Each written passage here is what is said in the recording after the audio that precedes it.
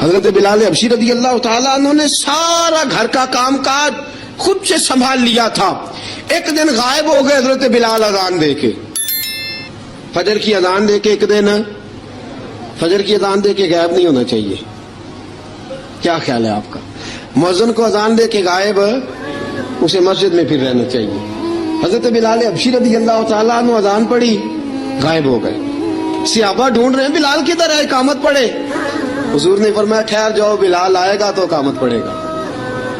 بلال آئے گا تو جلدی نہ کیا کرو مسجد میں, اگر 2-4 منٹ کبھی دیر ہو جائے نا نماز میں تو جلدی کوئی بات نہیں, اللہ کے گھر ہی آئے ہو نا, جلدی نہ مچایا کرو. اللہ کا گھر ہے, رحمت والی جگہ ہے. حضور نے فرمایا بلال آئے گا تو اذان پڑھے گا.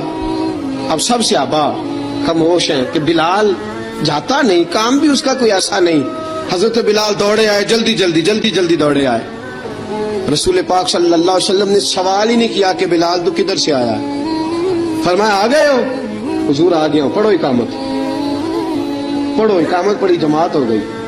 اب صحابہ کرام علی مریدوان حیران ہے کہ حضور نے پوچھا ہی نہیں اور بلال آیا بھی دیر سے. حضرت جناب سیدنا صدیق اکبر, جناب مقداد, جناب سلمان فارسی, چند صحابہ نا حضرت بلال کو لے کے, کون ہے بلال تو کدھر تھا؟ راز کی کوئی بات ہے جو بتاتا نہیں, کدھر تھا؟ حضرت بلال رضی اللہ تعالیٰ عنہ کی آنکھوں میں آنسو آ گئے, رو پڑے. کہ بلال کوئی گہری بات ہے, بتا معاملہ کیا ہے, روتا کیوں ہے؟ حضرت بلال حبشی رضی اللہ تعالیٰ عنہ فرمانے لگے جب حضرت خدیجۃ الکبریٰ گھر میں چکی پیستی تھی, تھک جاتی تھی نا, تو میں مدد کرایا کرتا تھا. کتنے دن بیت گئے, جب فجر کی اذان دینے کے لیے گزرتا ہوں تو حضرت فاطمہ الزہرا کے بچے روتے ہوتے ہیں. فرمایا میں نے حضرت فاطمہ